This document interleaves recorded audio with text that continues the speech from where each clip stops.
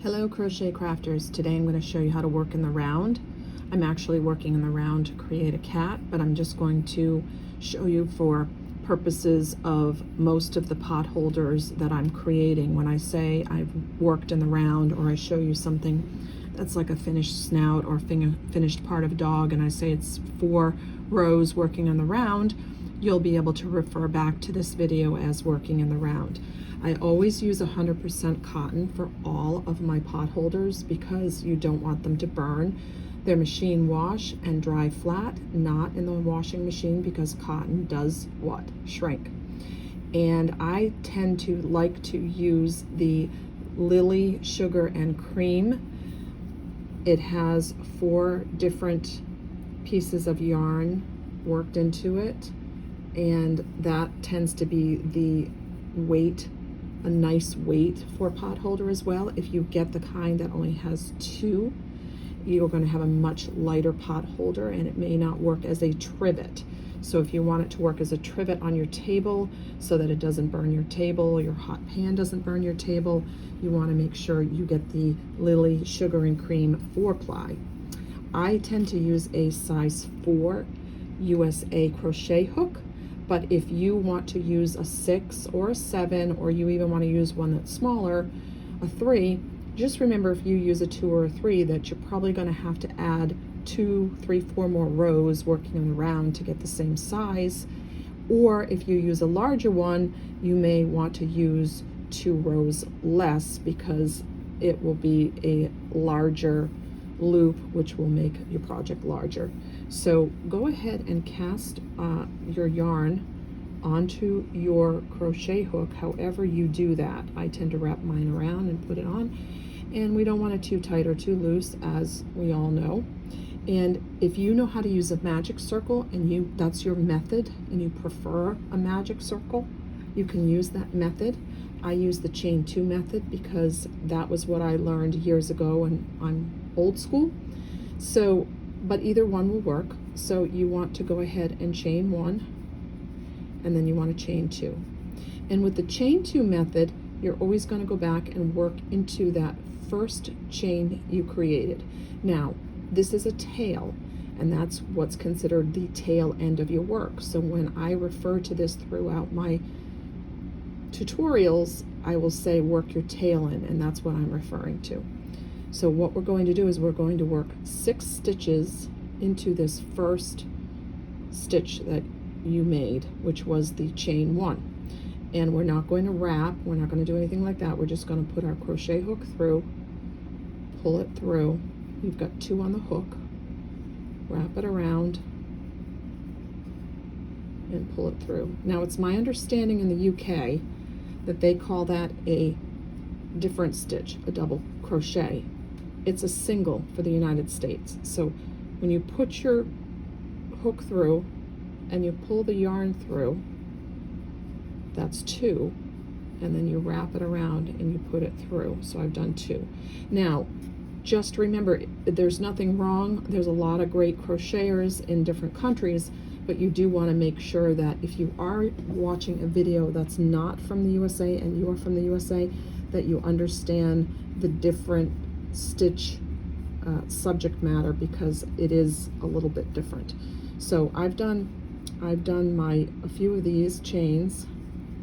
I'm going to go back through, and again, I can work my tail in here. I have an opportunity to do that. So it's really technically 1 stitch, but I'm holding my tail and I'm working it through, and it works through really beautifully. Sometimes it doesn't, sometimes it does. So you want to make sure when you go back, I've still got 1, 2, 3, 4. I need to do more. I haven't done enough stitches. Now again, if those tail pieces tend to come through and they're right at the end there, well, all you have to do is cut those off. 1, 2, 3, 4, 5, and I'm back around. So I need to do 6. And once you've done the 6, now there's some methods. There's what's called the chain 1 method, and then you can start working in the round, or you can just work in the round without the chain 1 method. Let me tell you what the chain 1 method does. if you chain one every time you work in the round, you'll easily be able to see where you started. And a lot of people like that chain one because you're always coming back to that same spot without having to use a place marker. The problem with the chain one method is that if you keep chaining one, every time you come back, you will see that chain one line as it grows. So there'll be a distinct line, and not that that's a bad thing, but if you have a pot holder where you're making an animal pot holder, you may not want to do that chain one. Sometimes when I'm working in the small rounds, I'll go ahead and chain one because I haven't started my counting method yet. And that's what I use as a counting method. I don't use a place marker. Now, if you have place markers, a lot of people who just start out would go ahead and put a place marker right there, which you can do. You can put a place marker right in there, and that will allow you to know exactly where you started. But I know where I started, and I'm going to be fine with it. The only thing I may end up doing after the fact when I'm off is just cut out those little stragglies that are left over from the tail. So working in that first front and back loop, and it might be tight because again, this is going to be an animal and you don't want a lot of room there. So it's tight, that's okay, pull it through. You want to do one in the first one, and then you want to do another one in the same stitch. So what you're doing is you're doing two singles, two USA singles that we just did all the way around, and you're going to do two in each one of those 6 stitches. So this is my third,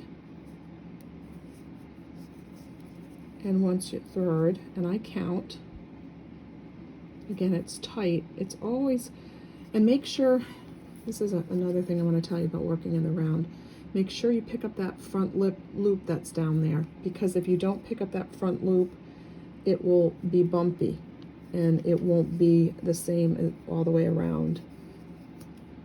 It will show like a front loop bump. So you see, you want to make sure that it's clean and that front loop isn't showing. So I've got a few more to do. Now if you're ahead of me already, you want to make sure that you have 12 stitches when you end up. And again, if you're doing a chain one method, when you get to the end, you can chain one and move on. Some people decide to like to slip stitch and chain one too, and that's perfectly okay. Either way that you do that. Now when you're back around, if you want to count 1, 2, 3, 4, 5, 6, 7, 8, 9, 10, 11, 12, and then the one I've got my hook in, so that's perfect, 12. See, it looks like a cute little wheel. So that is round 1 and round 2. Now round 3. Round 3, we're going to just put a single in the first one, and then 2 singles in the second one. Now, working with these single stitches, and you're going to do that all the way around till you get back to it. So this is a single, my second stitch with a single, and then the second stitch is 2 and 3 is going to be in the same. It's going to be in the same stitch. So a single in one stitch, and then 2 singles in the next stitch. And then a single in one stitch, and 2 singles. And I'm using a multicolor. If you want to use a solid color, you can do that. I'm just going to make, this is going to end up being a cat pot holder. So I just thought, I would like to use a Lily Sugar and Cream multicolor. So you can see this is starting to turn in the round, and it's flat. That's the reason we add those 2 singles in the last stitch as we grow our pot holder, is because we want it to lay flat. And if we didn't want it to lay flat and it was a different project, then that would be another thing. For most of my projects that I work in, this is going to be the same thing as I work in the round. So some of you will work on a sheep that I did, or a chicken, or a goat, whatever it is that you see that I've done. When I say working in the round, it's my 6 that go all the way around. Now, I do 13 in the round, and each time that I work in the round, when I get back to the place I've started, I add another stitch. So 1, 2, 3. So we've done 3 rounds. So round 4, we're going to do a single in the first, a single, and then 2 singles in the next stitch, and it's going to be 6. And I'm going to show you. And then when we do round 5, it's going to be a single, single, and then another single. So we're going to bring this single up, and then we're going to do 2 singles again. So each round that you do, you're adding another single to the round until you get to round 13, and then you tie off, or you leave your yarn on so that you can create your other ears or whatever you're creating. So let me just show you. I'm at 1, 2, 3, and I went through all the way around. I think I have one more before I'm back to where I started. And I'm going to show you my counting method. Now, again, if you've been using stitch markers, that's great. I'm going to do one of my counting methods, maybe 2, and then that will be it for today, and then you'll know how I work in the round. So I'm going to put a single in here, and I'm on round what? 4. 1, 2, 3, 4. Yeah, round 4. So I'm going to put a single and a single, and then I'm going to put 2 singles in. So that's 2, 3, and 2, 4 go in the same stitch. Then I'm going to do 3, 1, 3, 2, and then what? 3, 3, and 3, 4 go in the same stitch.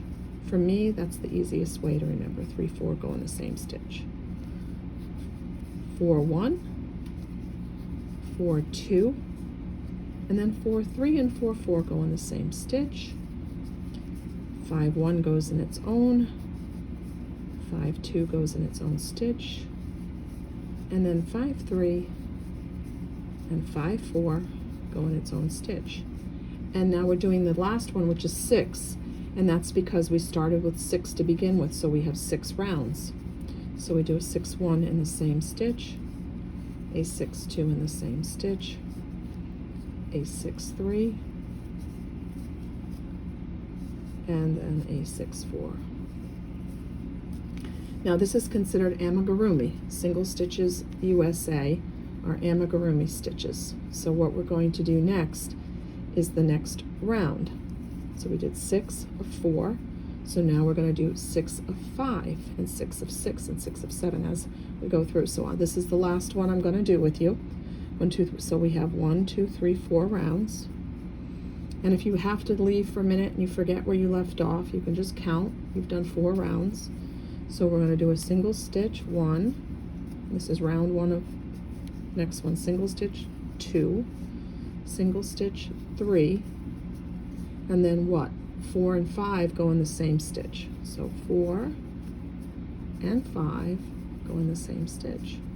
Then we're going to do 6, 1, 6, 2, 6, 3, and then 6, 4, and 6, 5 go in the same stitch. And then 3, 1, 3, 2, 3, 3,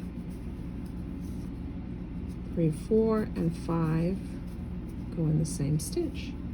I always remember just the last one goes in the same stitch. 4, 1, 4, 2, 4, 3, 4, 4, and 4, 5 go in the last stitch. So 4, 4, and 4, 5. So I have 2 more. So 5, 1, 5, 2, 5, 3, 5, 4, and 5, 5, go in the last stitch. 6, 1 is the next one, 6, 2 is the next one, 6, 3, 6, 4, 6, 5, oops, 6, 4, and 6, 5, go in the last stitch. I almost went on to the last, so the last stitch, remember 6, 4, and 6, 5, because we're on round 5. Now the next one will be round 6, so what will that be? It'll be the first 4 are singles, 5 and 6 will be in the last stitch, and that'll be the six times, counting that. And then you as you grow, you'll grow your pot holder. And again, there's no right or wrong answer. If you don't like to count and you don't want to do a chain 1 method over here, you can certainly just add your place marker right there. So every time you come around, just move your place marker. And just remember, you add 1 single as you go around, and that will give you a nice flat working in the round piece pot holder as a base for whatever your creation's going to be. Now this is a base for my cat, but again, it can be any base for anything. And if you want to meet me back here in the next video, I will show you how to make this into a cat. Thank you for joining me, and please visit me at Lori's Handiwork on Etsy and like my YouTube channel, Lori's Handiwork. Thank you.